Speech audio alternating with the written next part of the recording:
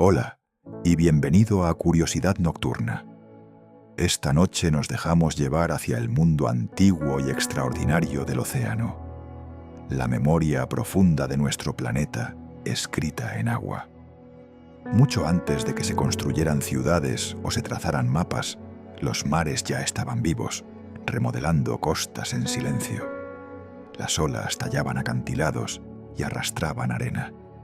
Las corrientes vagaban por el globo como ríos lentos sin orillas. Extrañas criaturas brillaban en la oscuridad, donde la luz del sol nunca había llegado. El océano que imaginas bajo la superficie es antiguo más allá de toda medida. Y sin embargo, sigue moviéndose, sigue respirando, sigue cambiando. Esta es la historia del mar. Una historia de sal y presión, de creación y colapso, de belleza que tarda millones de años en formarse. Bajo cada ola, en cada grano de arena de la orilla, hay susurros de mares antiguos, glaciares y estrellas disueltas hace mucho en el agua. Si disfrutas de estos viajes tranquilos, te invito a dar me gusta, suscribirte o dejar un comentario abajo. Ayuda a otros a encontrar su camino aquí. Un alma adormecida a la vez. Por ahora solo respira. Deja que tus ojos se vuelvan pesados y deja que el océano ancestral lleve tus pensamientos. Empecemos. Si pudieras mirar la Tierra desde el espacio con ojos nuevos, no la llamarías Tierra en absoluto. La llamarías océano. Más del 70% de la superficie del planeta yace bajo el agua del mar, un vasto mundo azul que envuelve a los continentes en su abrazo. Desde arriba, las masas continentales aparecen como islas dispersas sobre un mar interminable. El océano no es un único cuerpo de agua, sino 5 regiones conectadas que fluyen entre sí sin una verdadera frontera entre ellas. El Pacífico por sí solo es más grande que toda la tierra del planeta combinada. Contiene tanta agua que si derritieras cada capa de hielo y glaciar, cada río y lago, cada nube y gota de lluvia, todavía representaría solo una fracción de lo que ya llena el mar. Para entender nuestro planeta, hay que entender primero que vivimos en un mundo de agua. La tierra sobre la que nos sostenemos es la excepción. El océano es la regla. Pasa un vaso de agua de mar por los mejores instrumentos de laboratorio y encontrarías trazas de casi todos los elementos de la tabla periódica.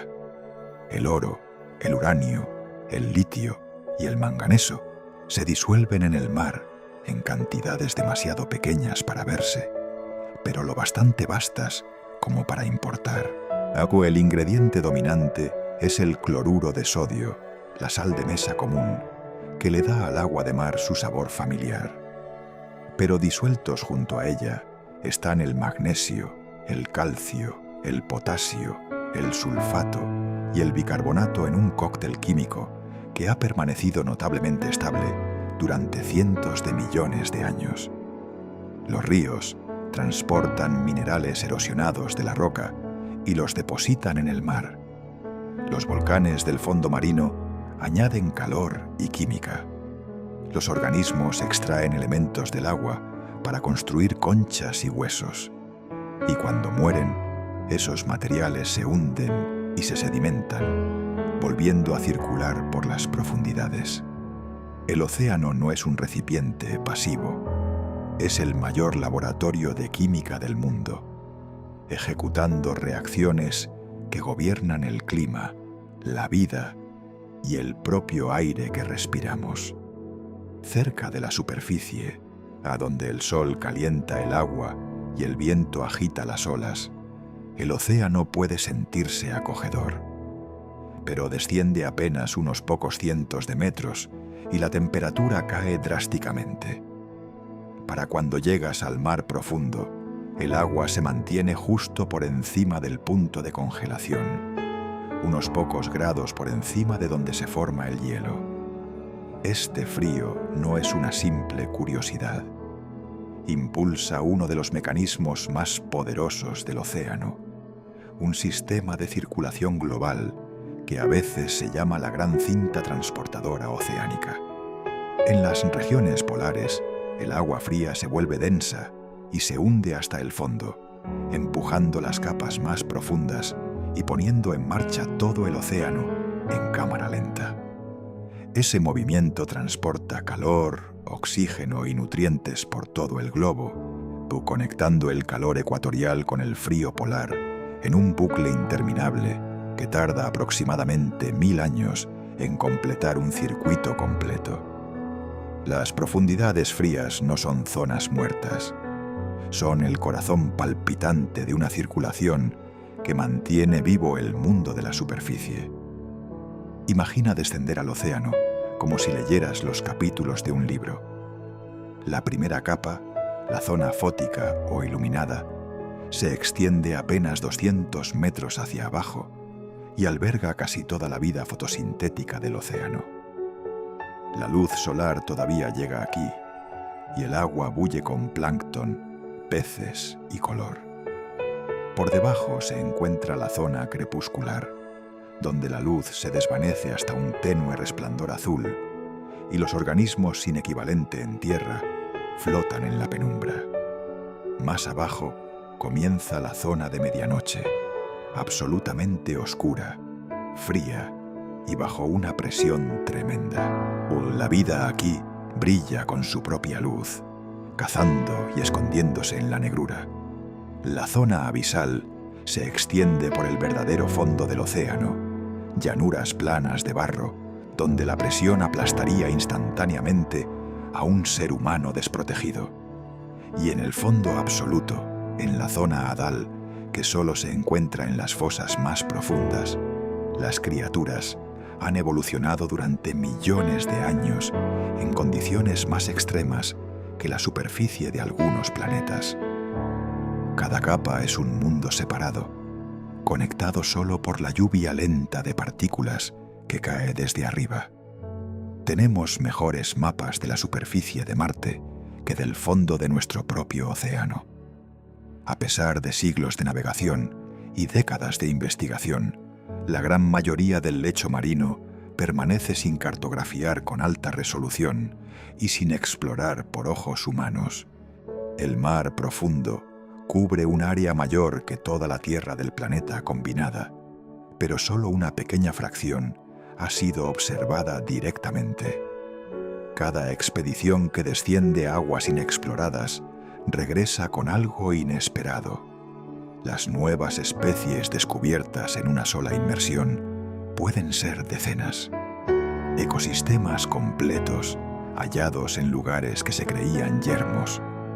Formaciones geológicas extrañas que reescriben los libros de texto. El océano no es solo el mayor ecosistema de la Tierra, es también su mayor desconocido. Decir que conocemos el mar es malentender cuán vasto sigue siendo su misterio.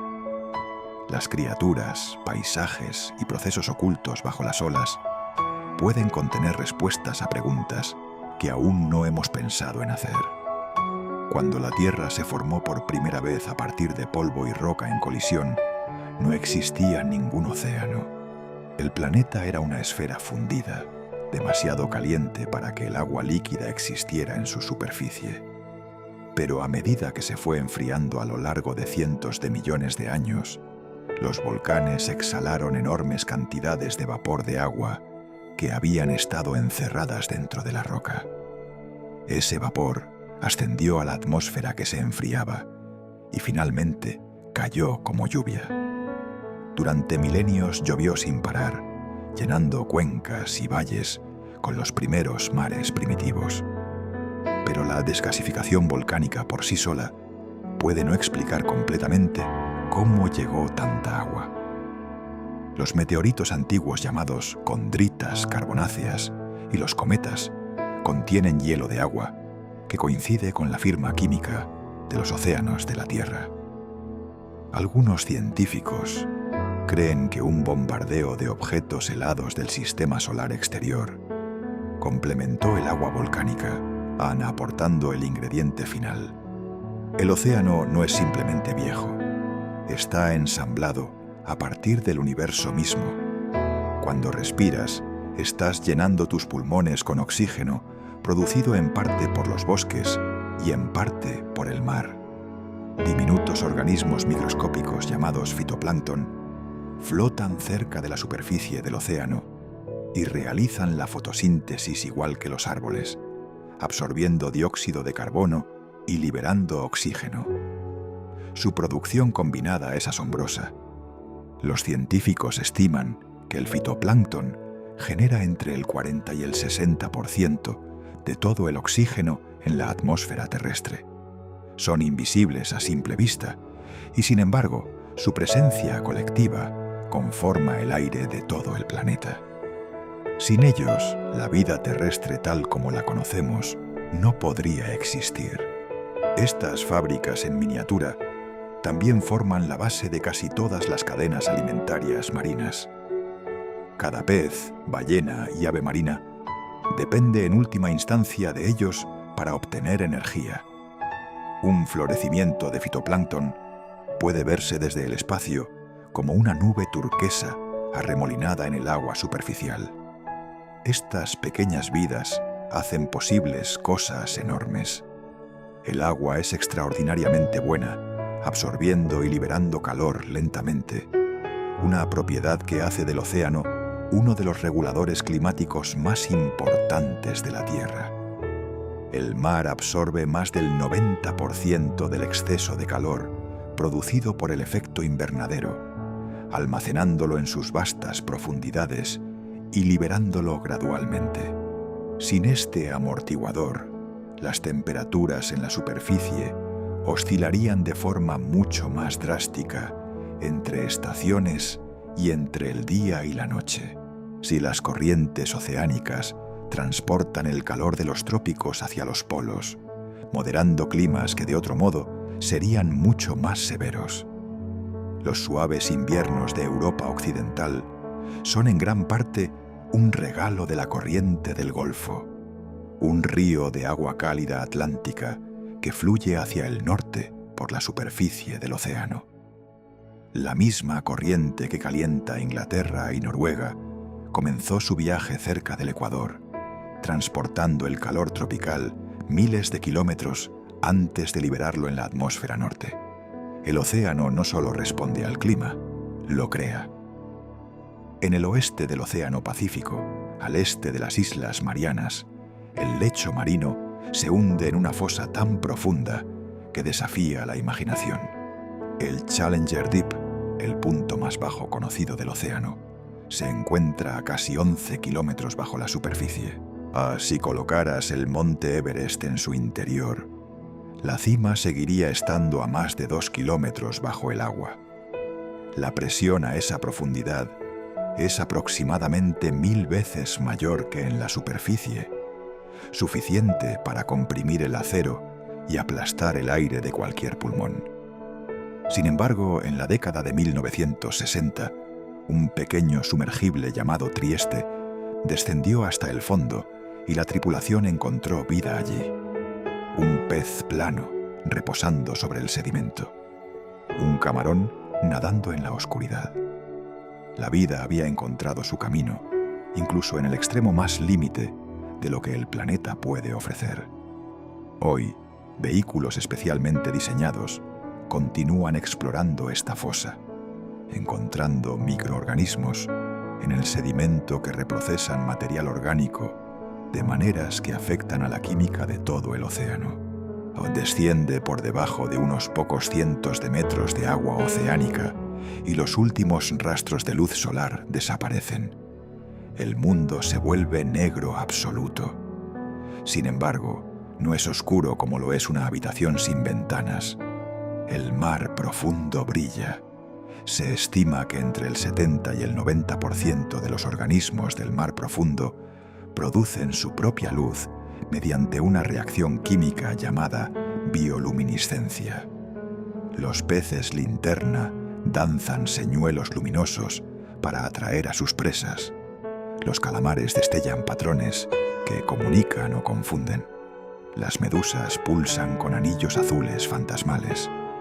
Los pequeños crustáceos dejan rastros de partículas brillantes cuando son perturbados. Incluso el propio agua de mar puede brillar cuando se agita, un fenómeno que los marineros han descrito durante siglos. La química detrás de este brillo implica una molécula llamada luciferina, que reacciona con el oxígeno para emitir luz sin producir calor. Este fuego frío ha evolucionado de forma independiente docenas de veces en grupos de animales muy diferentes, lo que sugiere que resuelve un problema fundamental de supervivencia en la oscuridad. El océano profundo es un universo de luz viva. Gran parte de la llanura abisal, el vasto suelo plano del océano profundo, está cubierta por una capa de sedimento fino llamada nieve marina. No es nieve en el sentido habitual. Es una lluvia continua y suave de partículas orgánicas que cae desde arriba. Plancton muerto, pellets fecales, fragmentos de organismos más grandes y polvo mineral se deslizan lentamente hacia abajo a través de kilómetros de agua, tardando días o semanas en llegar al fondo. Cuando llegan, se acumulan en un barro suave y oscuro que crece a razón de solo unos pocos milímetros por cada 1000 años. Los objetos que caen a esta llanura se hunden lentamente en ella, a veces desapareciendo completamente con el paso de los siglos. El sedimento conserva un registro de todo lo que ha pasado por la columna de agua sobre él. Los científicos perforan este archivo para leer climas pasados, niveles de productividad antiguos y la historia del propio océano. Cada capa de barro es una página en un libro que se remonta a millones de años. Bajo las corrientes superficiales visibles desde los satélites y los barcos, el océano se mueve de maneras ocultas. A lo largo de las plataformas continentales y por los cañones submarinos, el agua densa cargada de sedimento a veces fluye en poderosos ríos submarinos llamados corrientes de turbidez. Cuando son desencadenadas por terremotos o la acumulación lenta de sedimento, estas corrientes pueden cruzar el lecho marino a velocidades superiores a 100 kilómetros por hora, transportando enormes volúmenes de arena y detritos hasta las profundidades. Han cortado cables de comunicación submarinos, esculpido cañones submarinos tan grandes como cualquiera en tierra, y depositado abanicos de sedimento del tamaño de países pequeños en la llanura abisal. La mayor corriente de turbidez conocida esculpió el abanico laurentino frente a la costa de Canadá, extendiendo sedimento por un área mayor que Francia. Estos ríos invisibles remodelan el lecho oceánico en momentos que el paisaje visible tarda años en igualar. Son los deslizamientos de tierra ocultos de un planeta cubierto en su mayor parte por agua. Pasa el dedo por el fondo del océano Atlántico y trazarías una cadena de montañas que se extiende desde el Ártico hasta el océano Austral y luego cruza los océanos Índico y Pacífico. El sistema de la dorsal medio-oceánica tiene más de 60.000 kilómetros de longitud, la cadena montañosa más extensa de la Tierra, casi completamente oculta bajo el mar. En su cresta, las placas tectónicas se separan y la roca fundida emerge hacia arriba, formando nuevo suelo oceánico. Las propias montañas se elevan varios kilómetros sobre la llanura circundante. En los lugares donde la dorsal rompe la superficie, forma islas como Islandia y las Azores. La actividad volcánica a lo largo de la dorsal es continua. Se forma nueva roca, se enfría y se extiende hacia afuera. El lecho marino es una cinta transportadora que lleva la corteza lejos de la dorsal hasta que finalmente se hunde bajo un continente en una zona de subducción. Cada pocos centímetros del suelo oceánico fue en su día magma, al rojo vivo, que ascendía desde la dorsal inferior. A lo largo de la dorsal medio-oceánica, donde las placas se separan y la roca caliente se acerca a la superficie, el agua del mar se filtra por las grietas de la corteza. Desciende hasta que se acerca al calor del manto, donde se sobrecalienta muy por encima del punto de ebullición normal, manteniéndose en estado líquido solo por la inmensa presión que hay abajo. Luego asciende rápidamente a través de la roca, recogiendo minerales disueltos por el camino. Cuando sale al océano frío, emerge como una nube negra o blanca, de fluido rico en minerales, llamada fuente hidrotermal.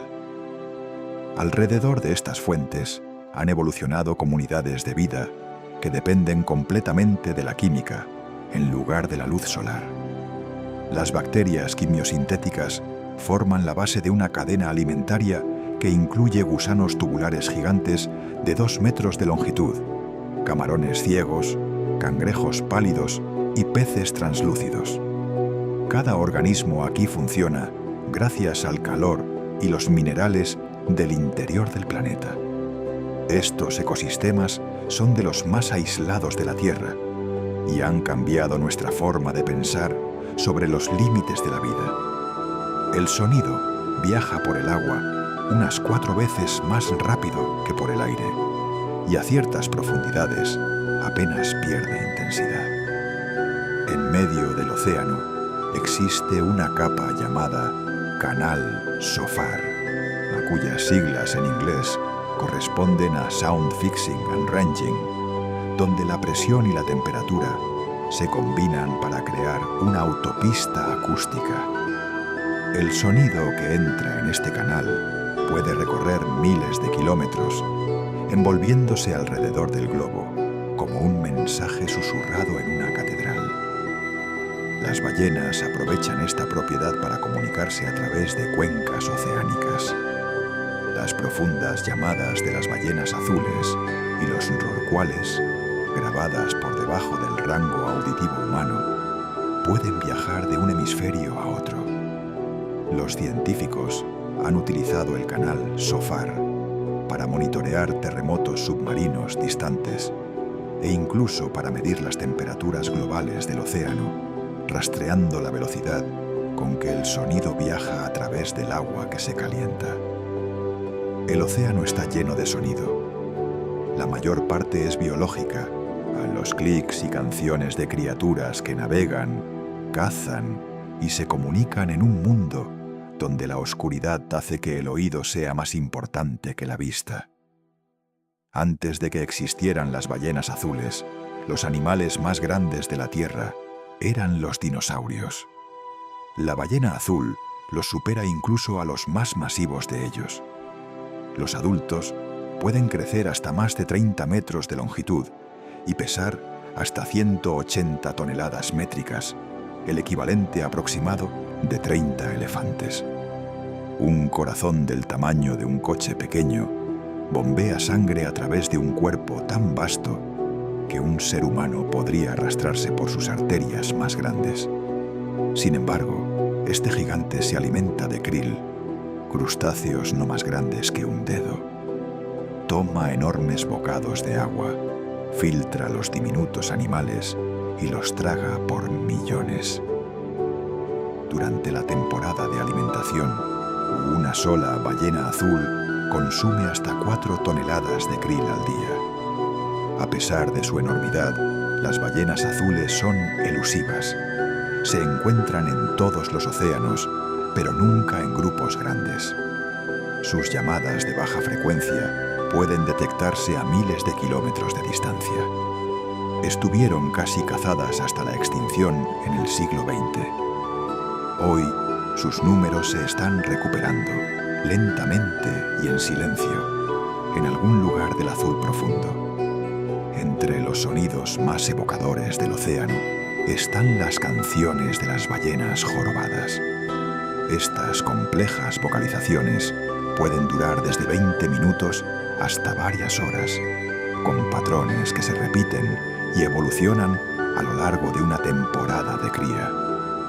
Todos los machos de una región determinada cantan la misma canción, pero la canción cambia gradualmente de año en año, con nuevas frases que se extienden de ballena en ballena, como una tradición que evoluciona lentamente. Nadie está del todo seguro de qué comunican las canciones. Parecen relacionadas con la reproducción, pero el mensaje preciso sigue siendo incierto.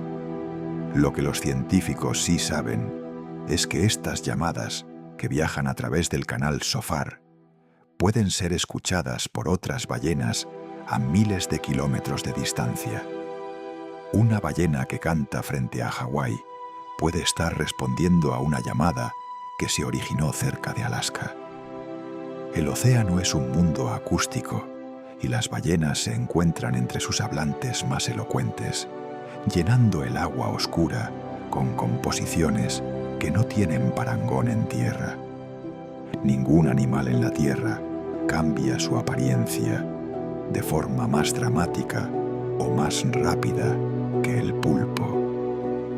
En menos de un segundo, un pulpo puede pasar de marfil pálido a marrón oscuro, de piel lisa a un bosque de protuberancias texturizadas, de una forma redondeada a una silueta que imita a la roca, las algas o incluso a otros animales.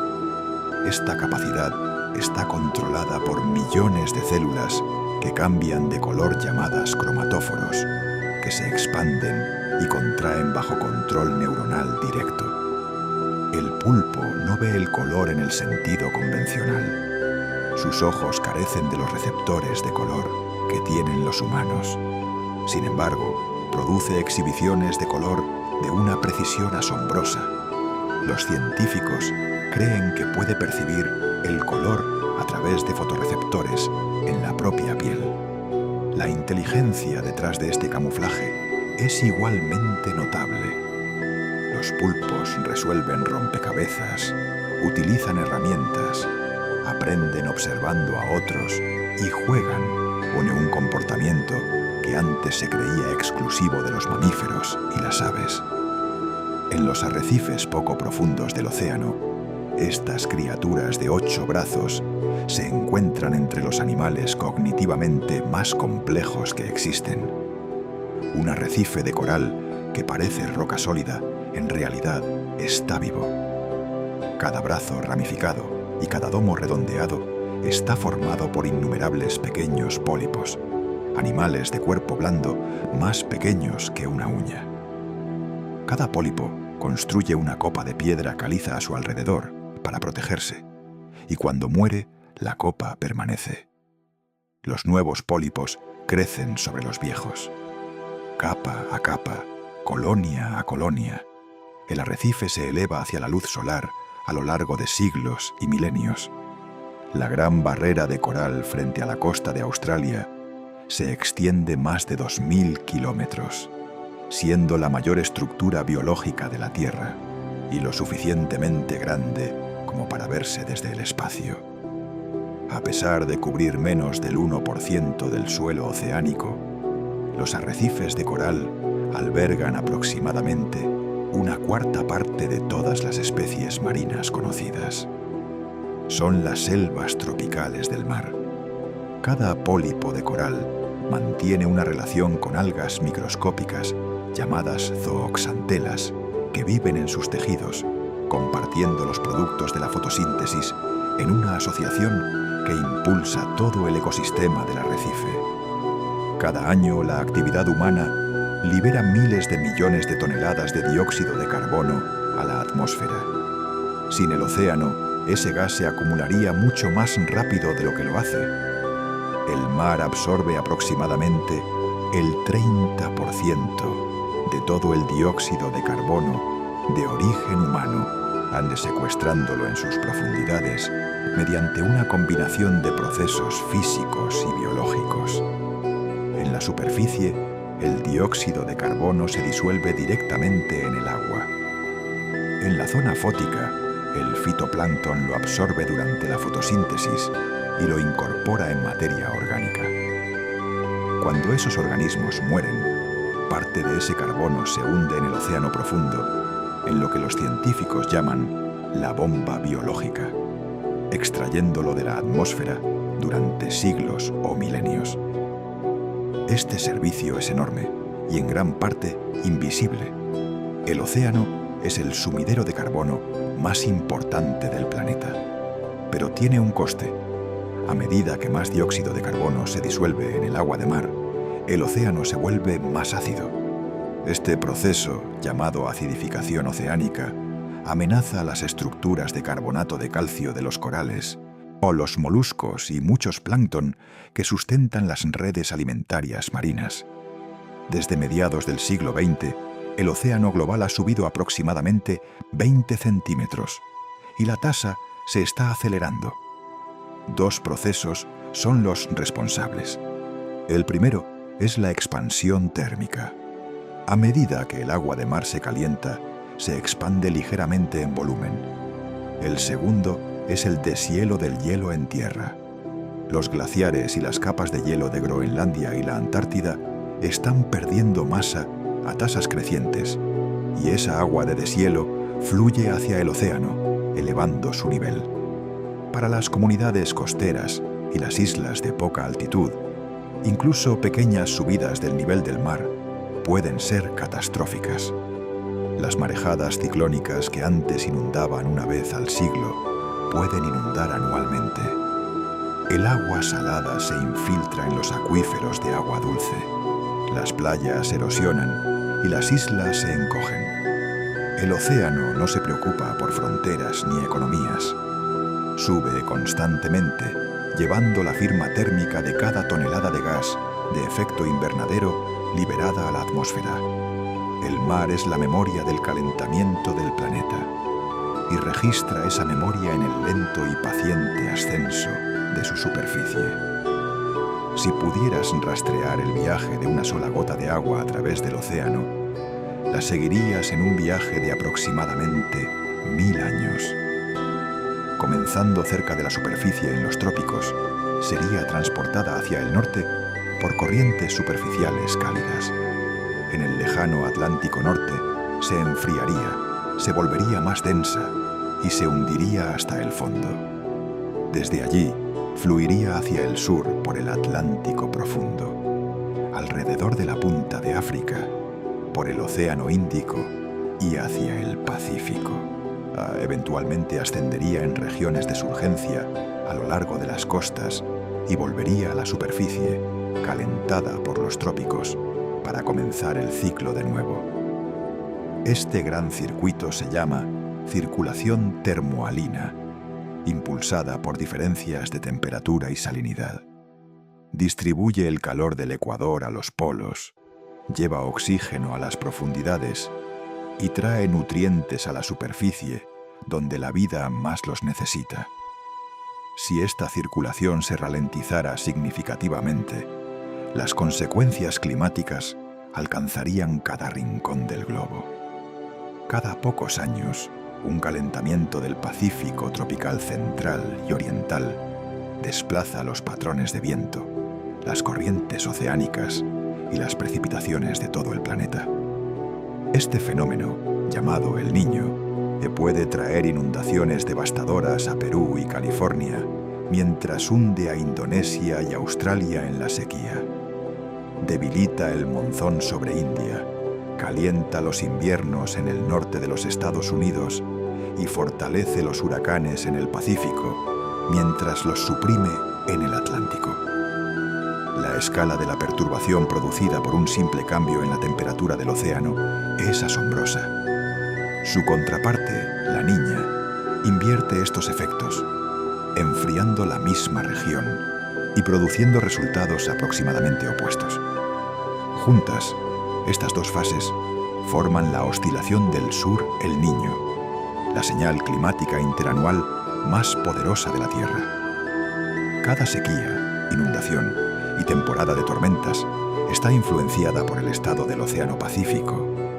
El mar no solo responde a la atmósfera, él le dicta en un ritmo lento e irregular que ha dado forma a la historia humana durante miles de años.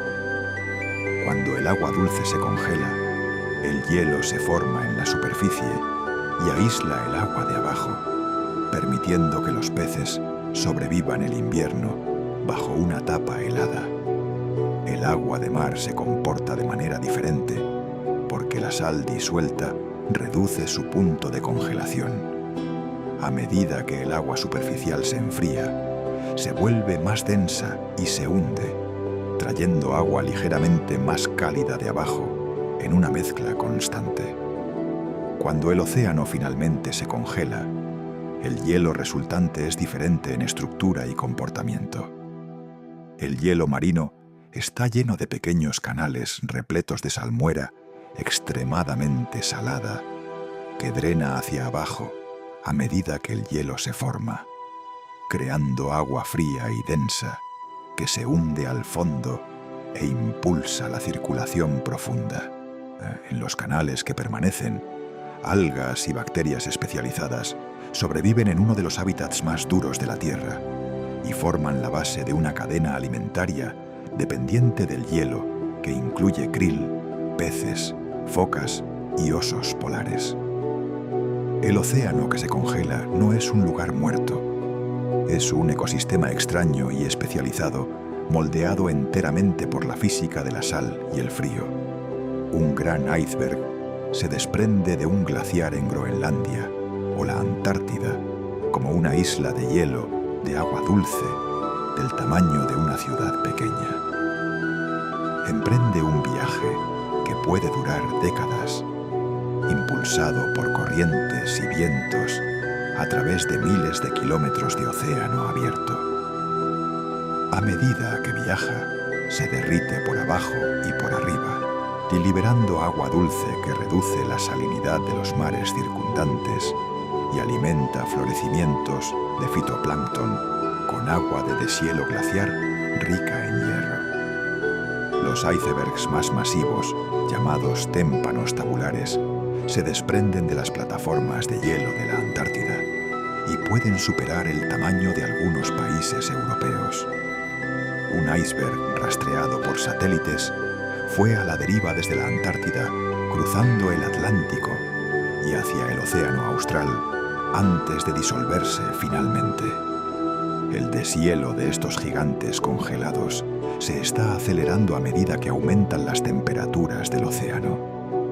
Cada iceberg que desaparece representa agua dulce que estuvo encerrada en el hielo glaciar durante miles de años, volviendo ahora al mar en cuestión de años. En medio del Océano Atlántico Norte se encuentra un mar definido no por la tierra, sino por el agua, o el mar de los Sargazos está delimitado por todos lados por corrientes oceánicas. La corriente del Golfo al oeste, la corriente del Atlántico Norte al norte, la corriente de Canarias al este y la corriente ecuatorial del Atlántico Norte al sur. Estas corrientes atrapan un cuerpo arremolinado de agua cálida, clara y pobre en nutrientes en el centro. El mar recibe su nombre del sargazo, una alga parda que flota en su superficie en enormes alfombras doradas, formando un ecosistema único que no existe en ningún otro lugar de la Tierra. Las tortugas marinas juveniles se esconden entre las alfombras. Los caballitos de mar se aferran a las frondas. Pequeños peces, cangrejos e invertebrados que evolucionaron específicamente para vivir en algas flotantes hacen de este uno de los hábitats más extraños de la Tierra. La anguila europea migra miles de kilómetros para desovar en el mar de los Sargazos, y sus larvas se deslizan en las corrientes de vuelta a los ríos de Europa. Un viaje que dura años. Desde la costa de Perú hasta las orillas de Filipinas, el Océano Pacífico se extiende más de 19.000 kilómetros, casi la mitad de la circunferencia de la Tierra en el Ecuador. Es más ancho que la distancia de la Tierra a la Luna. Su superficie supera a la de todas las masas terrestres del mundo combinadas. En su interior se encuentran más de 25.000 islas, formando el océano más rico en islas del planeta. Los puntos más profundos, los más altos y los más volcánicamente activos del suelo oceánico existen dentro de sus límites. Alberga más de la mitad de toda el agua de los océanos del mundo. El Pacífico fue considerado en su día tan vasto e inaccesible que los primeros navegantes europeos dudaban de poder cruzarlo con vida. Los isleños del Pacífico de la Polinesia, Micronesia y Melanesia lo navegaron hace miles de años sin instrumentos, guiados por las estrellas, las olas, el viento y el comportamiento de las aves. Su conocimiento del océano era tan detallado como cualquier mapa. Cuando ves una ola que avanza hacia la orilla, parece que el agua viaja hacia ti. No es así. Lo que viaja es energía. El propio agua se mueve en órbitas circulares, subiendo cuando pasa una ola y volviendo a bajar sin avanzar realmente hacia la orilla. Por eso un trozo de alga flotante sube y baja en su lugar cuando las olas pasan por debajo, en vez de ser arrastrado hacia la costa. Las olas nacen lejos en el mar cuando el viento transfiere energía a la superficie del agua. Un viento sostenido sobre una larga extensión de océano abierto, llamado Fetch, construye olas progresivamente más grandes con el tiempo. Las olas más grandes, medidas de forma fiable, alcanzaron más de 30 metros de altura durante fuertes tormentas en el océano austral. Incluso estos gigantes son patrones de energía que se mueven a través del agua, no ríos de agua que se mueven por el mar. Cuando las olas finalmente llegan a aguas poco profundas, cerca de una costa, el movimiento circular se comprime, la ola se ralentiza y se empina, y la energía que viajó miles de kilómetros se libera finalmente en un estallido de espuma. Cuando un terremoto masivo rompe una falla bajo el suelo oceánico, puede desplazar verticalmente un enorme volumen de agua, y ese desplazamiento se irradia hacia afuera como un tsunami, no como una sola ola, sino como una serie de pulsos de longitud de onda larga que viajan a través de cuencas oceánicas enteras. En aguas abiertas, un tsunami puede ser apenas perceptible, solo un leve ascenso de 1 metro o menos, moviéndose a la velocidad de un avión comercial. Un barco en el mar pasaría por encima de uno sin que la tripulación lo notara jamás. Pero el verdadero peligro está en la costa. A medida que la ola entra en aguas poco profundas, se ralentiza y su energía se comprime hacia arriba. Lo que era un leve oleaje en aguas profundas se convierte en una pared de agua que puede penetrar tierra adentro durante kilómetros, arrastrando todo a su paso. El tsunami del Océano Índico de 2004 mató a más de 200.000 personas y se sintió hasta en la Antártida. La energía liberada en ese terremoto fue equivalente a miles de armas nucleares detonando simultáneamente bajo el mar. La mayoría de la gente piensa en las corrientes oceánicas como simples corrientes que se mueven a un ritmo constante cerca de la superficie.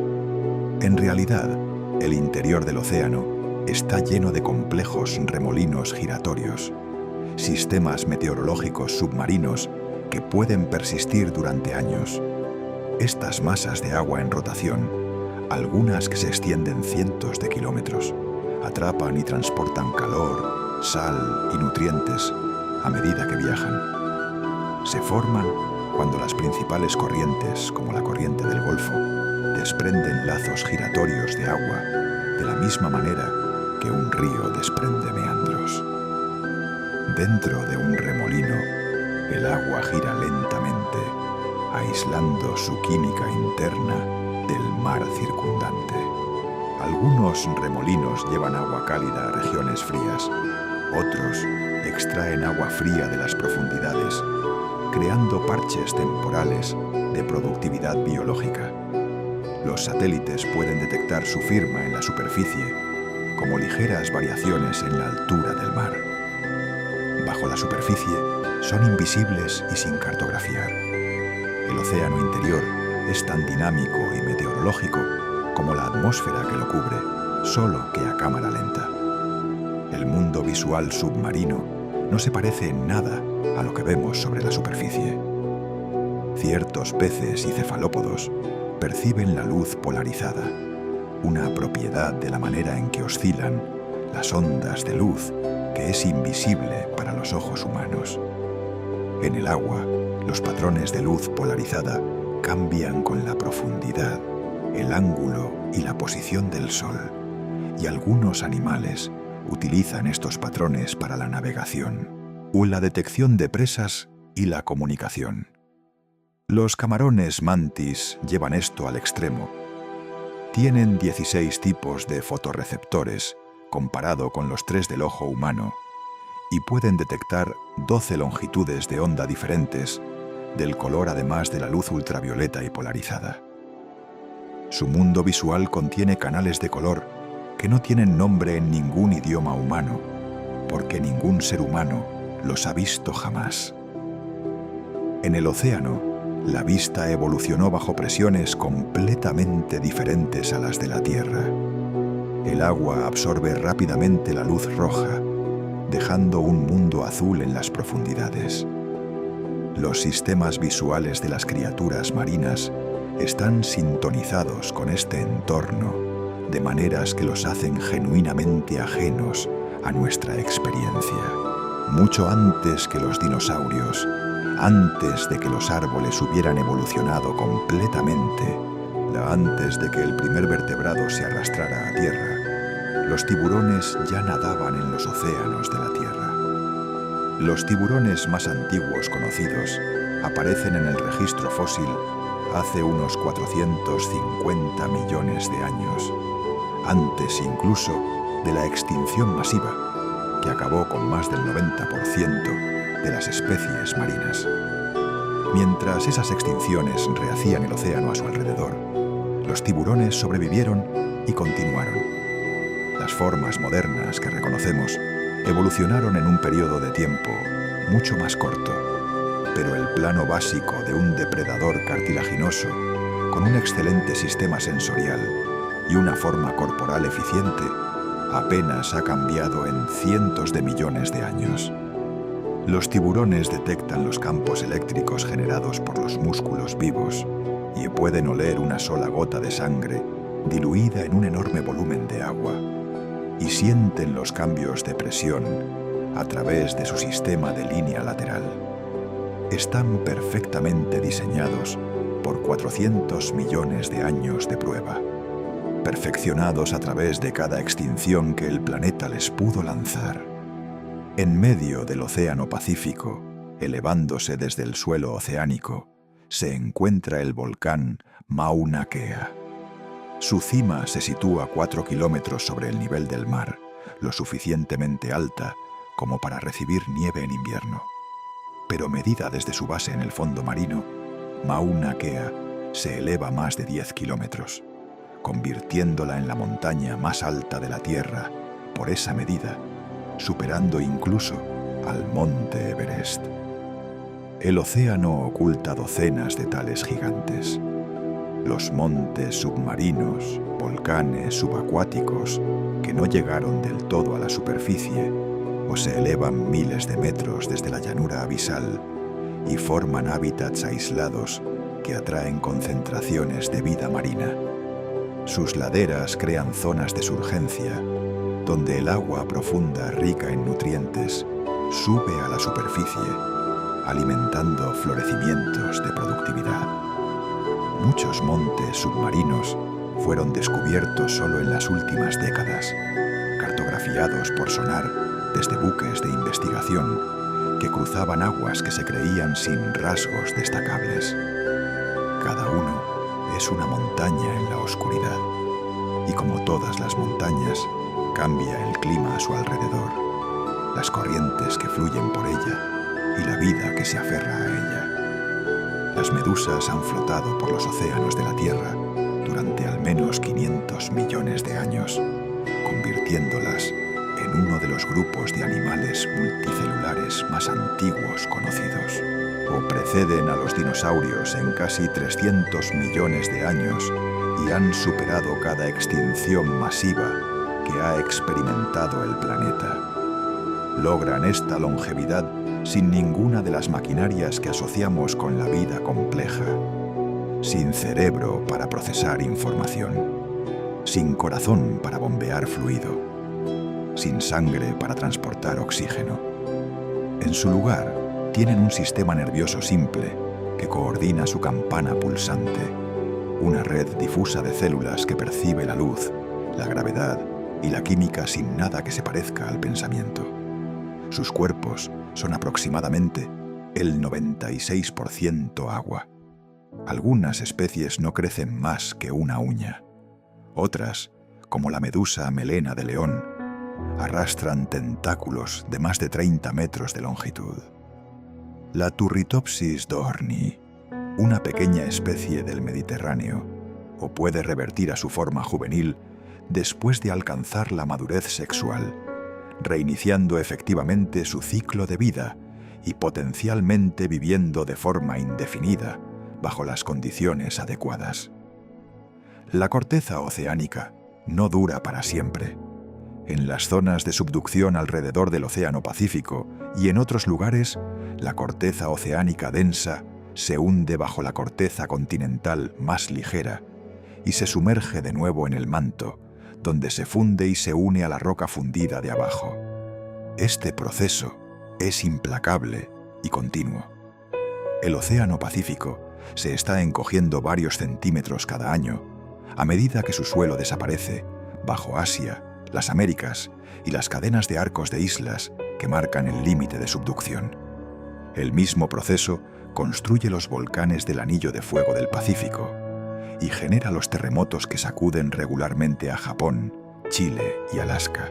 Ningún suelo oceánico tiene más de aproximadamente 200 millones de años, un breve momento en los 4.500 millones de años de historia del planeta.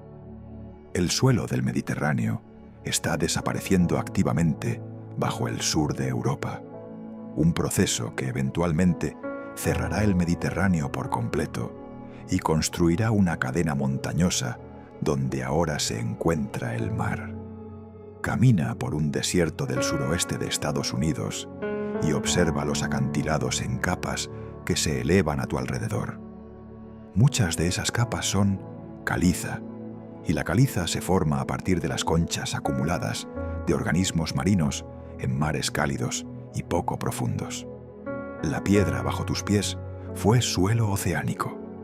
Los fósiles de coral, almejas y criaturas marinas aparecen en la roca del desierto, en las cimas de las montañas, en los acantilados de tiza de Dover y en los yacimientos del Cretácico de Texas. A lo largo de la larga historia de la Tierra, los mares han avanzado y retrocedido sobre los continentes docenas de veces. El interior de América del Norte estaba cubierto por un mar poco profundo, llamado la Vía Marítima Interior Occidental, hace apenas 65 millones de años. La Tierra que consideramos permanente ha sido suelo oceánico más veces de las que ha sido tierra seca. Caminar sobre caliza antigua es caminar sobre un océano desaparecido, sus criaturas comprimidas en piedra, su química encerrada en roca, su memoria preservada en cada fósil y cada grano de sedimento. Muy por encima del suelo oceánico, invisible para cualquier barco o nadador, una lluvia constante y suave de partículas orgánicas deriva lentamente hacia abajo a través de la columna de agua. Los científicos la llaman nieve marina y es uno de los procesos más importantes del océano. Consiste en células muertas de plancton, pellets fecales, moco desprendido, pequeños granos minerales y grumos de material orgánico que se agregan en su descenso. Un solo copo de nieve marina puede tardar semanas en derivar desde la zona fótica hasta el fondo marino. A medida que cae, las bacterias y los pequeños animales consumen partes de ella, extrayendo nutrientes y energía. Lo que llega al fondo es una versión transformada de lo que comenzó en la superficie. Esta lluvia lenta es el mecanismo principal por el cual el océano exporta carbono de la superficie a las profundidades, y es la bomba biológica que extrae el dióxido de carbono de la atmósfera y lo entierra en el sedimento. Sin la nieve marina, el papel del océano como sumidero de carbono sería mucho menor y la atmósfera mucho más cálida. En las gélidas aguas del océano Ártico, una ballena nada con un único colmillo en espiral que sobresale hacia adelante desde su cabeza. El colmillo del narval, que puede crecer hasta más de 3 metros de longitud, es en realidad un diente sobredimensionado, concretamente un canino que perfora el labio superior y continúa creciendo en una espiral en sentido antihorario. Durante siglos, los europeos creyeron que los colmillos eran los cuernos de unicornios míticos y los comercializaban a precios extraordinarios. La ciencia finalmente reveló la verdad, que no es menos notable que la leyenda. El colmillo está lleno de millones de pequeñas terminaciones nerviosas que conectan con el mundo exterior, convirtiéndolo en un órgano sensorial extraordinario. Se ha observado a los narvales usando sus colmillos para detectar presión, temperatura, salinidad y gradientes de partículas en el agua, saboreando esencialmente el océano a su alrededor. También los usan en interacciones sociales y a veces en competición. El colmillo es tanto herramienta como órgano, un instrumento biológico sintonizado con las aguas árticas a lo largo de millones de años de evolución. En el fondo de la fosa de las Marianas, la presión es más de 1000 veces mayor que a nivel del mar. Un cuerpo humano llevado a esa profundidad sin protección sería aplastado al instante. Sin embargo, las criaturas que viven allí experimentan esa presión como algo normal. O los peces adales, el término para aquellos que se encuentran en las fosas oceánicas más profundas, han evolucionado con una bioquímica que funciona precisamente en esas condiciones. Sus proteínas se desharían bajo presiones más bajas. Sus membranas celulares están compuestas de diferentes lípidos que los peces de aguas menos profundas, manteniéndolas fluidas en lugar de sólidas bajo el frío extremo y la presión. El pez caracol, una pequeña criatura pálida de aspecto poco llamativo, ha sido encontrado viviendo más profundo que cualquier otro vertebrado, a más de 8 kilómetros bajo la superficie. Se alimenta de camarones y pequeños crustáceos que caen en la fosa. Estos peces no están sobreviviendo a condiciones difíciles. Están perfectamente adaptados a unas condiciones que solo son extremas desde una perspectiva superficial. Durante la Guerra Fría, cuando los submarinos necesitaban comunicarse a través de cuencas oceánicas sin ser detectados, aprovechaban una propiedad física del mar que había sido descubierta décadas antes.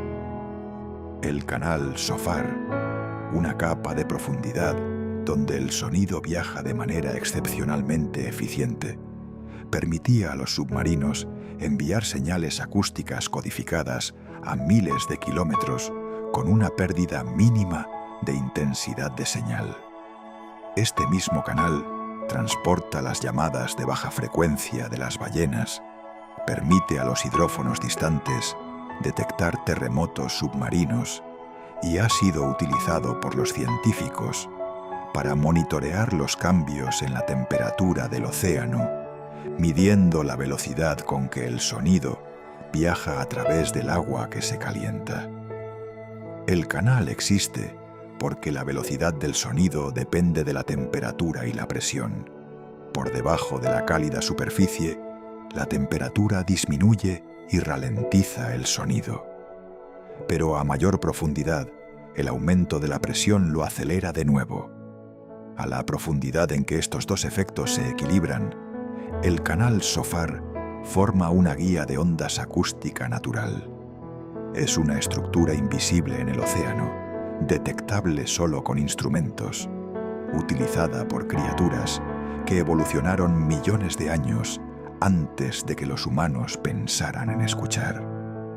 Disuelto en el vasto volumen de los océanos del mundo, hay una cantidad extraordinaria de oro. Los científicos estiman que aproximadamente 20 millones de toneladas de oro existen en concentración diluida por todo el mar, junto con casi todos los demás elementos de la tabla periódica. La concentración es tan baja, apenas unas pocas partes por billón, que no existe ningún método económico para extraerlo. El enorme volumen de agua más que compensa la dilución. Este oro no fue depositado allí en ningún evento único. Se ha acumulado a lo largo de miles de millones de años, a medida que los ríos lo erosionaban de las rocas. Las fuentes hidrotermales añadían agua rica en minerales y los impactos de meteoritos aportaban metales del espacio. El mismo proceso que mantiene el oro demasiado diluido para extraerlo también cicla nutrientes esenciales para la vida. El océano no es simplemente un contenedor de minerales disueltos, es un sistema dinámico en el que todo está conectado. El oro que no puede extraerse es parte de una química que sostiene el plancton, que produce el oxígeno en el aire que hay sobre él. En las aguas costeras poco profundas y en los prados de hierbas marinas de los mares templados y tropicales del mundo, vive una de las criaturas más improbables del océano. El caballito de mar, a pesar de su nombre, es un pez verdadero.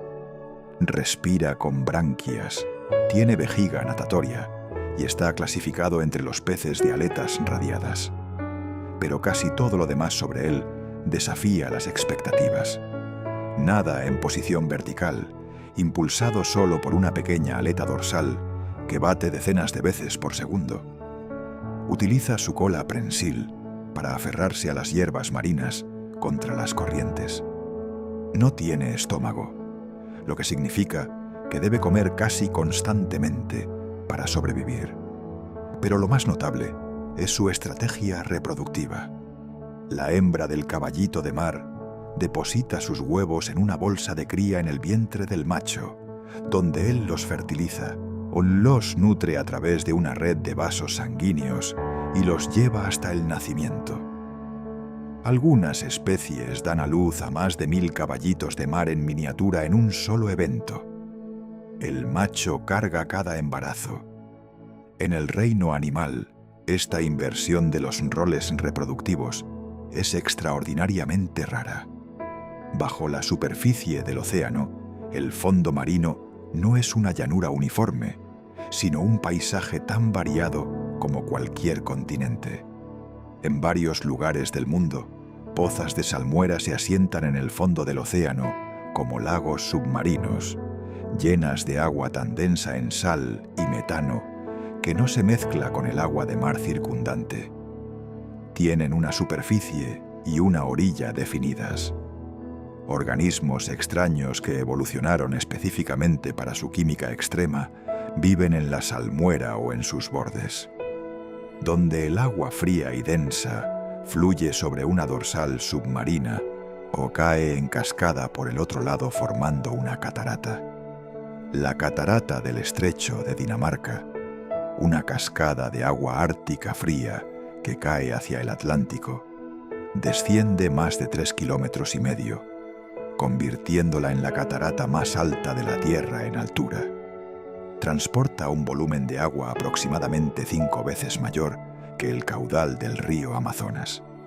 Estos paisajes submarinos, cascadas, lagos y ríos son expresiones ocultas de la misma física que moldea el mundo visible de arriba, solo que operando en un medio que los hace casi imposibles de ver. En las aguas costeras poco profundas, de casi todos los continentes de la Tierra, lechos de hierbas marinas se extienden por los fondos arenosos y fangosos, sus delgadas hojas verdes meciéndose con la corriente. Las hierbas marinas no son algas, son plantas con flores, o las únicas plantas verdaderas que han regresado al océano desde la Tierra. Sus raíces anclan el sedimento, sus hojas ralentizan el flujo de agua y sus densos prados proporcionan hábitat de cría para peces, tortugas marinas y manatíes. Pero su papel ecológico más importante puede ser uno invisible a simple vista. Los prados de hierbas marinas secuestran carbono a tasas hasta 35 veces mayores que las selvas tropicales por unidad de superficie. Lo logran enterrando materia orgánica en sus densos sistemas radiculares y en el sedimento estable y bajo en oxígeno que hay debajo de ellos, donde la descomposición es lenta.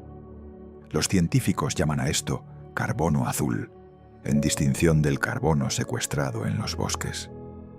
Sin embargo, los prados de hierbas marinas están desapareciendo más rápido que las selvas tropicales, perdidos ante la contaminación, las anclas de los barcos y el desarrollo costero, llevándose con ellos sus reservas de carbono. El océano no es un cuenco uniforme de agua.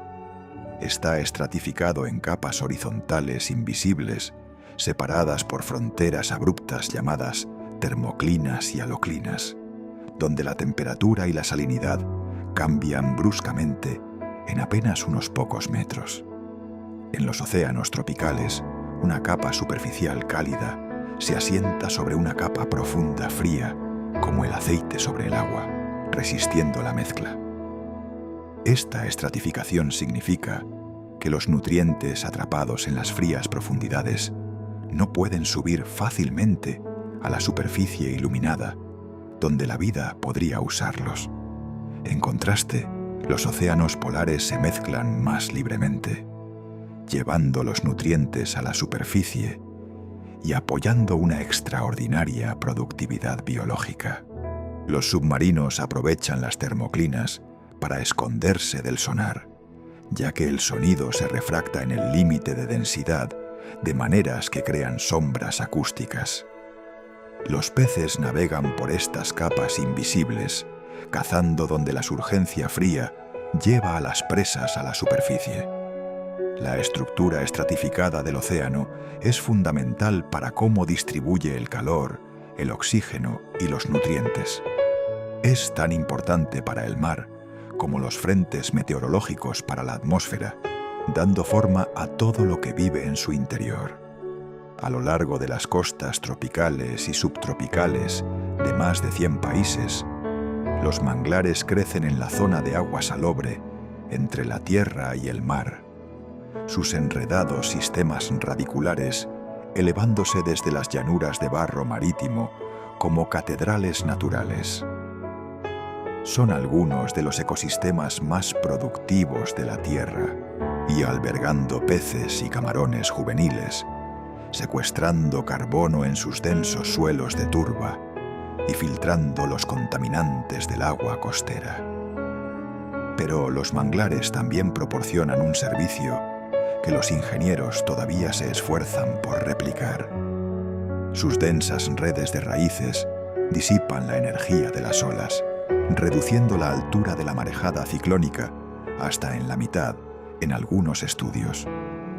Durante el tsunami del Océano Índico de 2004, las aldeas protegidas por bosques de manglares intactos sufrieron menos inundaciones y daños que aquellas donde los bosques habían sido talados. Una pared viva de árboles puede superar a un dique de hormigón al mismo tiempo que proporciona hábitat y alimento. Sin embargo, los manglares se están perdiendo ante el desarrollo costero y la acuicultura de camarones y el aumento del nivel del mar a tasas que dejan las costas cada vez más vulnerables a las tormentas que se están fortaleciendo a medida que el océano se calienta. Cada año, un pequeño pájaro marino, que pesa apenas 100 gramos, realiza un viaje que ningún otro animal en la Tierra intenta. El charrán ártico cría en el Ártico durante el verano boreal. Luego vuela hasta la Antártida para experimentar el verano austral y regresa. El viaje de ida y vuelta cubre aproximadamente 70.000 kilómetros y algunos individuos han sido rastreados volando aún más lejos, siguiendo patrones de viento favorables. A lo largo de una vida que puede superar los 30 años, un solo charrán ártico puede recorrer una distancia equivalente a 3 viajes a la Luna y de regreso. Estas aves experimentan más luz solar que cualquier otro animal de la Tierra, viviendo casi perpetuamente en el verano polar. Navegan por el Sol, las estrellas y el campo magnético de la Tierra. Aves anilladas han sido recuperadas después de décadas realizando este mismo viaje sin fallar. La migración se alimenta de la rica vida marina de los mares polares. El charrán es un pájaro del océano tanto como del cielo, zambulléndose en las olas a por los peces que sustentan las extraordinarias demandas energéticas de su vuelo interminable. Dentro del sedimento del fondo oceánico yace un archivo de historia planetaria tan detallado y tan completo que ha reescrito nuestra comprensión del cambio climático. Cada capa de sedimento conserva información química y biológica sobre las condiciones de su tiempo. Los isótopos de oxígeno en las diminutas conchas de foraminíferos revelan temperaturas oceánicas antiguas. La presencia o ausencia de ciertas especies marca los cambios en la química y la productividad del océano. Las partículas de hierro de erupciones volcánicas distantes se conservan en capas exactas. El polvo de las edades de hielo deja bandas visibles en el sedimento tropical. Los científicos perforan testigos de este sedimento desde buques de investigación, extrayendo cilindros de material que representan millones de años de deposición continua. Al analizar estos testigos, han reconstruido la historia de las edades de hielo, los períodos cálidos, los eventos de acidificación oceánica y las extinciones masivas. El océano recuerda todo lo que le ha ocurrido a este planeta. Su sedimento es el registro más completo del pasado de la Tierra que existe, escrito no en palabras, sino en química y hueso. Durante la mayor parte de la historia de la Tierra, el oxígeno no era una característica de la atmósfera ni del océano. La vida surgió y se diversificó en un mundo anaeróbico, impulsado por otras reacciones químicas. Incluso hoy, ciertas regiones del océano, llamadas zonas mínimas de oxígeno, contienen tan poco oxígeno disuelto que la mayoría de los animales no pueden sobrevivir allí. Pero algunos organismos prosperan precisamente en estos entornos de bajo oxígeno. Las bacterias llamadas anaerobias utilizan sulfato o nitrato para la respiración en lugar de oxígeno, produciendo sulfuro de hidrógeno como subproducto. En los sedimentos del Mar Negro y en las cuencas frente a las costas de Chile y Namibia, a comunidades enteras de microorganismos existen sin nada de oxígeno en absoluto. En 2010, los científicos descubrieron animales multicelulares llamados Loricifera, viviendo en sedimentos anóxicos del Mediterráneo, los primeros animales complejos conocidos capaces de completar su ciclo de vida sin oxígeno. Estos descubrimientos empujan los límites de lo que definimos como habitable. La vida en el océano no solo tolera lo inesperado, lo explota. El océano actual es fundamentalmente diferente al océano de hace 3.000 millones de años. En el eón arcaico temprano, el agua de mar contenía casi nada de oxígeno y era rica en hierro, sulfuro y otros compuestos reducidos que serían tóxicos para la mayoría de la vida moderna. El ascenso de las bacterias fotosintéticas transformó lentamente ese mar antiguo, liberando oxígeno que primero reaccionó con el hierro disuelto, convirtiéndolo en óxido y depositando las formaciones de hierro en bandas que hoy extraemos. Solo después de que todo el hierro fue oxidado, comenzó el oxígeno a acumularse en la atmósfera. Intervalos posteriores trajeron sus propios cambios. Los períodos más cálidos vieron mares más superficiales y evaporados con mayor salinidad. Los períodos más fríos produjeron una química diferente a medida que los glaciares bloqueaban el agua. Los eventos de extinción masiva dejaron firmas químicas en el sedimento. El océano nunca ha sido estático. Ha coevolucionado con la atmósfera y con la vida, cada uno dando forma al otro en una retroalimentación que ha durado 4.000 millones de años. El mar que imaginas es solo una instantánea en una transformación continua.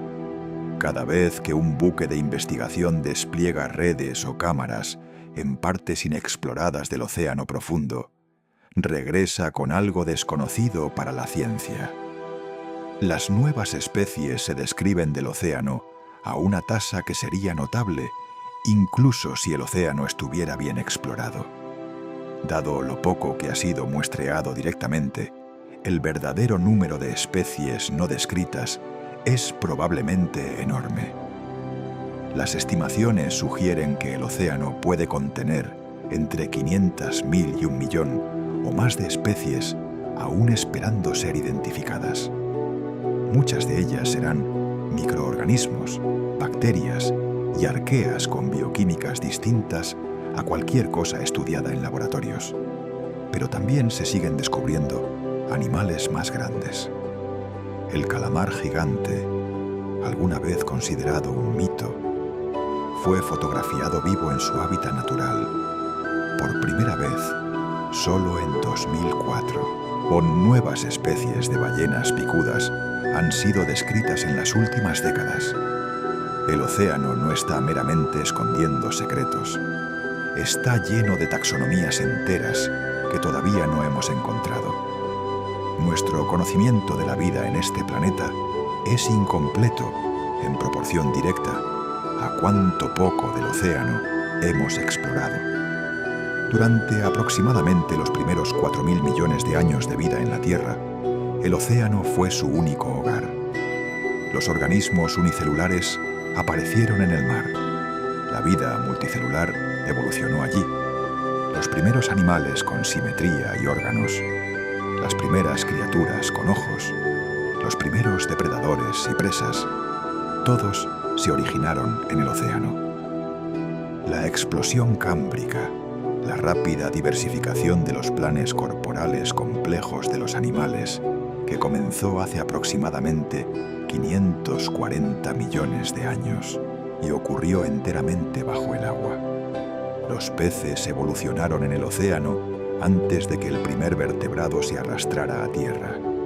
Los insectos, los reptiles y finalmente los mamíferos remontan toda su ascendencia hasta los antepasados oceánicos.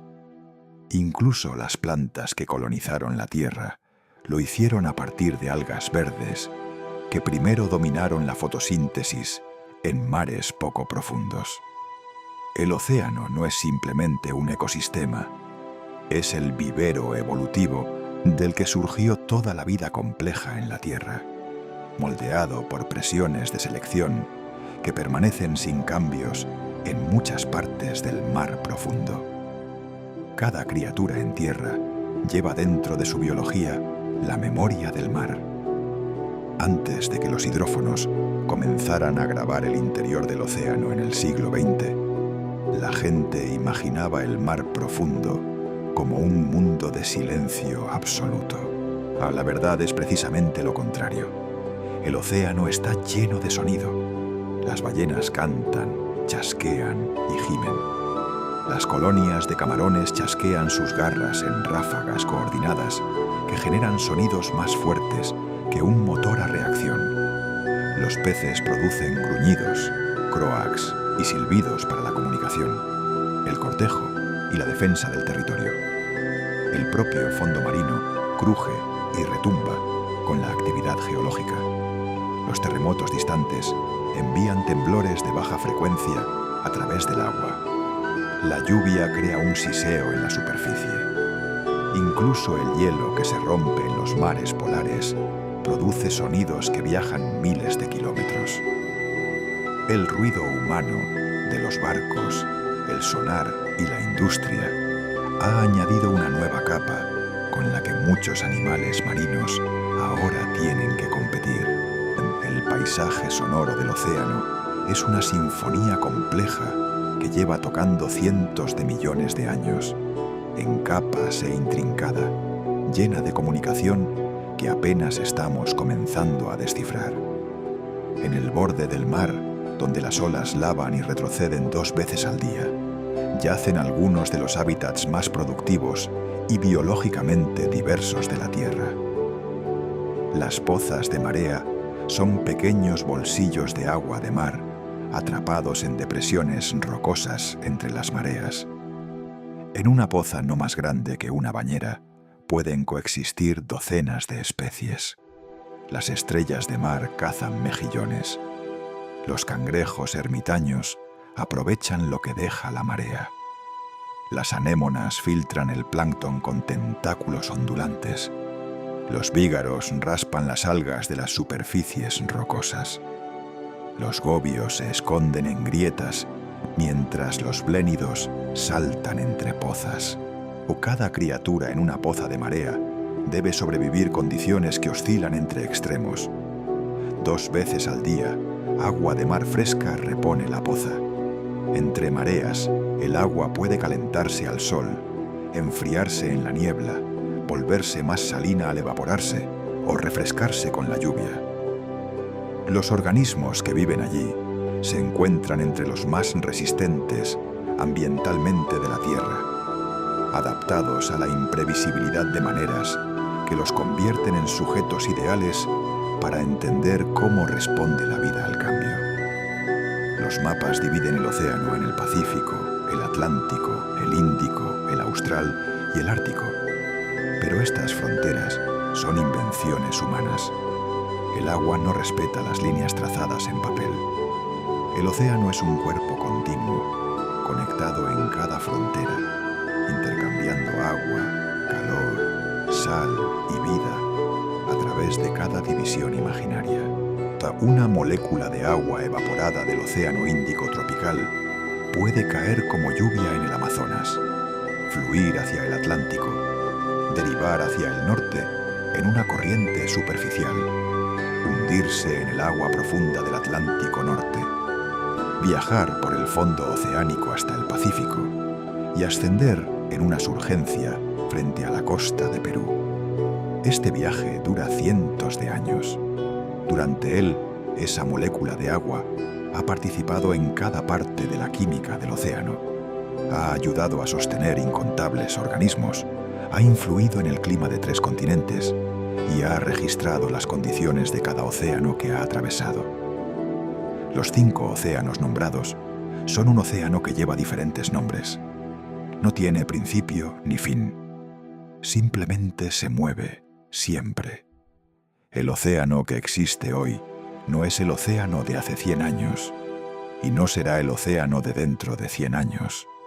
Las temperaturas de la superficie del mar han subido más de 1 grado Celsius desde que comenzó la era industrial, alterando fundamentalmente la distribución de las especies marinas, desplazando el alcance de las pesquerías, blanqueando arrecifes de coral que tardaron miles de años en construirse. El océano es más ácido de lo que ha sido en al menos 800.000 años, amenazando la calcificación de todo, desde ostras hasta el plancton que sustenta las redes alimentarias. Las zonas mínimas de oxígeno se están expandiendo a medida que el agua más cálida contiene menos gas disuelto. Estas no son predicciones, son mediciones. El océano está cambiando a un ritmo que no tiene parangón en el registro geológico reciente, impulsado por la liberación de gases de efecto invernadero que el propio mar se esfuerza por absorber. El futuro del océano es incierto, pero el océano mismo es paciente. Ha sobrevivido a cada catástrofe que ha experimentado la Tierra. Si la vida en su interior puede adaptarse lo suficientemente rápido, es la pregunta que define esta era. La geología y la oceanografía no son ciencias separadas. Son capítulos de la misma historia. Las placas que se deslizan bajo los continentes también dan forma a las cuencas oceánicas. Los volcanes que construyen montañas también construyen islas y fuentes hidrotermales. Las edades de hielo que esculpieron valles también cambiaron el nivel del mar en cientos de metros. Los fósiles en la caliza del desierto fueron en su día suelo oceánico. El oro de un anillo de boda puede haber llegado a la Tierra dentro de un meteorito que se estrelló en un mar primitivo. Cada gota de agua, cada respiración de oxígeno, a cada ciclo químico que sostiene la vida en la Tierra, pasa por el océano en algún momento. El mar no es una frontera en el borde del mundo. Es el órgano más grande e importante del mundo, conectado a todo, impulsando todo, recordándolo todo. Estudiarlo es estudiar el pasado, el presente y el futuro del planeta simultáneamente. El océano no contiene simplemente la historia de la Tierra. Es la historia de la Tierra, escrita en sal, presión y tiempo. Incluso ahora, mientras el mundo se aquieta a tu alrededor, el océano se mueve. En algún lugar, una corriente profunda lleva agua fría desde los polos hacia el ecuador, en la oscuridad muy por debajo de la superficie. En algún lugar, una medusa bioluminiscente pulsa suavemente a través de la zona de medianoche. Su luz la única claridad a kilómetros en cualquier dirección. En algún lugar, una ballena azul se mueve a través del agua profunda, su llamada viajando miles de kilómetros antes de desvanecerse en el siseo del mar. En un arrecife, los peces descansan en grietas mientras el ritmo de las mareas marca las horas. En la llanura abisal, la nieve marina deriva hacia abajo en lentas espirales, llevando el tenue recuerdo de la luz solar a un fondo que nunca ha visto el cielo. El océano lleva haciendo esto desde antes de que hubiera vida que lo presenciara. Y continuará mucho después de que los problemas de este momento hayan pasado a la capa de sedimento en la que eventualmente se convertirán. Hay consuelo en esa paciencia, en el ritmo profundo y lento de un mundo que ha sobrevivido a todo y continúa avanzando, centímetro a centímetro, grado a grado, ola a ola. Deja que ese ritmo ralentice tu respiración ahora y imagina la presión del agua oscura, la quietud de las profundidades, la ingravidez de derivar muy por debajo, de donde cualquier tormenta puede alcanzarte. El océano no lleva urgencia, solo movimiento, memoria y la lenta química del tiempo. Cada molécula de agua en tu cuerpo ha estado en el océano antes. Estás hecho del mar antiguo. Siempre has llevado su sal. Y en la quietud antes del sueño, casi puedes sentirlo. El suave tirón de la marea dentro de ti, llevándote gentilmente hacia el descanso. Deja que tus pensamientos deriven como nieve marina. Deja que las profundidades te sostengan. El océano ha recordado a cada criatura que jamás vivió en su interior. También te recordará a ti, a su manera, a su tiempo. Por ahora, no queda nada más que hacer que flotar en el silencio entre la vigilia y el sueño, o llevado por algo más antiguo que la imaginación. Buenas noches.